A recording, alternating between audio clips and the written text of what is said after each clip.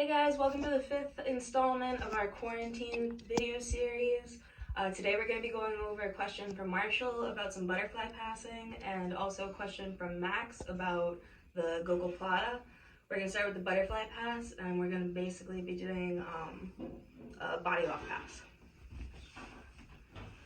So, me personally, I kind of enjoy passing butterfly on my feet more than on the knees, because I just feel like I have more room to kind of move around them instead of having to fight them directly.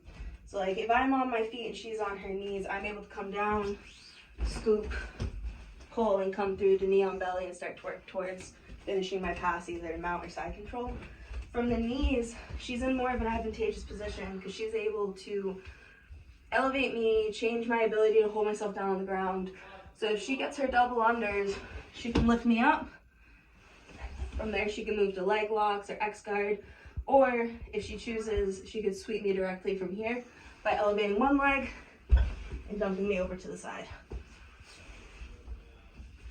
So as you see, the way that she's doing this is by extending her body and forcing me to extend. So because she has control over my upper half and also control over my lower half with her butterfly hooks, that's why it's hard for me to control this position once she already establishes the double unders.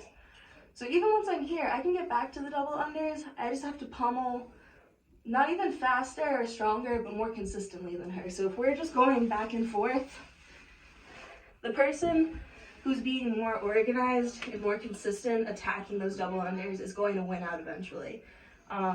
It's not necessarily a position of like strength. Because even like a giant, strong person, if they get the double unders on me, I might even be at an advantage because I have tiny little arms. So like for me, my hand's already in front of her. Someone with really long arms might be trying to pummel like this. So once they get the double unders, avoid it if you can.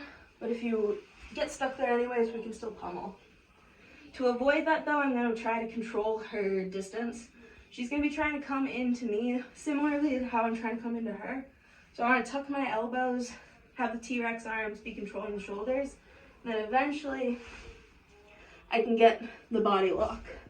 So my body lock is offset to the side, partially so I have a bit more mobility in my hands, but also because I want to use my elbow to control this leg as I pass. So usually the direction that I'm passing is determined by the direction that I lock my hands in. So like, as you see, my hands are over here, so I'm going to be passing over in this direction. I'm going to turn my head the opposite direction that I'm passing, so that later on I'm able to apply more shoulder pressure. For here, it doesn't really matter. I can keep my head just like this until I pass this leg. How I'm going to pass the leg is by kicking out. But before we do that, two things to be really aware of. I want to be controlling the legs with my elbows. I can't just be up like this and be relying on my legs down here. She's still able to bring her knees up towards her chest, kind of like kick out to the guard,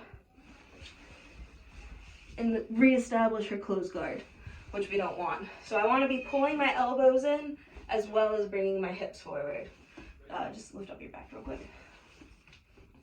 So I'm going to be controlling with the elbows, bringing the knees in tight. I'm going to lock my elbow down, turn my head away, and I'm kicking back.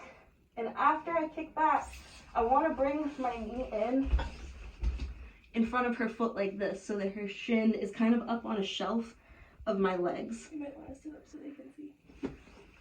So see how it's like this is coming right across. So if she tries to get her leg back, she really can't with the elbows. She can drape her other leg over me, but this doesn't really stop me from doing anything that I'm about to do. From here, I'm going to use my elbow to help control the leg as I step over the knee. Like I said though, I want to be turned away from the direction that I'm passing. I just have my head in this direction for speaking. So I'm going to lock the elbow, turn my head, and now using the elbow to control and coming over to my leg, I'm going to trap the leg like this. From here, if she is looped, like if she's hooked over my leg, which she likely will be, yeah, trap the calf, I'm going to have to get out of here. So I'm going to put my knee right into her hip, lift my foot up to control her leg, back step out, and transition to side control.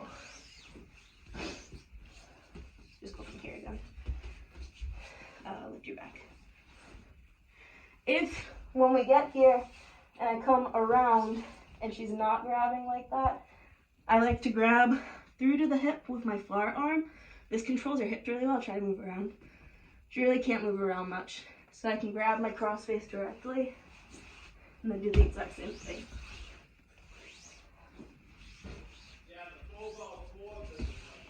So that's the body lock pass. Again, the big things to make sure that you're doing there, besides just the elbows and the knees controlling her legs, is staying patient. So if I try to rush from there, even if I get the body lock, even if it's pretty secure, if I'm rushing and she's staying disciplined, she's probably going to be able to catch me, because that's very much like slow and steady wins the race. You want to be putting down a lot of pressure, and you want to be going very slow so it's tedious for them. They're going to be trying to push away your head. They're going to be trying to get their legs back and get into close guard. Kind of let them open themselves up to attack. Don't open yourself up to attack. Stay nice and disciplined. So for the Gogoplata, this one's kind of a weird submission. It's set up very similar to our Kimuras, our omoplatas, even an armbar. So the three positions that we've worked a lot from here, we're pulling down. One that we've gone over a lot right before quarantine started was coming through here, turning on our side, getting the armbar. If they hide their arm, this way. We were going to go omoplata.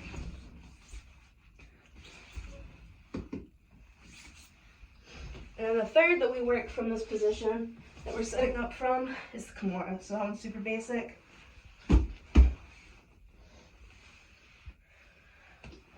The Gogoplata, it's kind of hard to attack head on if you don't practice it a lot. I'd say that you more want to use it when these straight attacks that we've worked a lot don't work. So from here, let's say I'm setting up an omoplata, but I'm having a really hard time. She's really driving into me. So while she's driving into me, I'm going to switch into what we call rubber guard. As you see, I've got the overhook like we sometimes set up omoplatas from. And I also have my hand in the crook of her elbow. If I have my hand on her bicep, she can still pummel. And if I have my hand on the wrist, it's much more of a strength battle. She might be able to rip away from me because I don't have full coverage. Whereas on the elbow, I'm not grabbing, but if she moves her hand up, it's very easy for me to follow without her being able to get around. So now, I'm going to switch my angle a bit, come to my side, still blocking the arm from grabbing my head. From here, we're going to transition into what we call rubber guard. So sometimes you'll see people setting up omoplatas using this guard. You definitely can, and the setup's pretty similar, honestly, to what we're about to do. But for this one, we want to trap our ankle in front of her throat, and that's where our choke's going to come in. So to set up my rubber guard, it's very important that I'm not holding my leg like this. If I'm holding my leg like this, I'm basically relying fully on strength to hold it there. When I lock it like this, it's a lot easier for me to just bring my elbow in and kind of just rely on the mechanics of my leg and my arm to do most of the work for me. I'm more hanging on it like I'm doing a pull-up. And as you see, I'm up on my hips. If I'm trying to do this straight on, I'm pretty flexible, so I can do it. But a lot of people with less flexible hips are going to have a really hard time.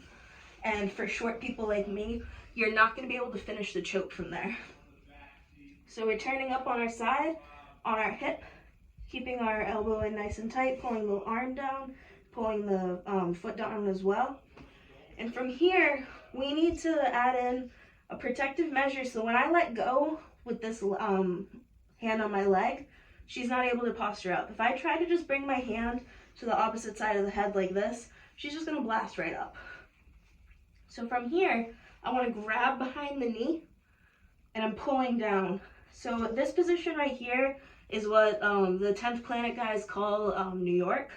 So I don't know why they call it New York, but they do. So now, once I establish the pressure with my leg, I'm pinching my knee down.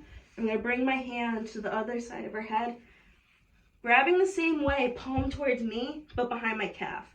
So the reason I'm doing that is because it makes it a lot easier for me to kind of transfer the foot to in front of the head without leaving enough space for her to get around. So like I said, if I'm going from here and I'm trying to just swing the leg over, that looks super sloppy, and it is super sloppy.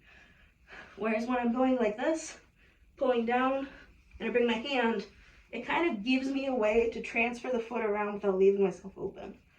From here, a lot of people with long arms can reach right over and grab your toes.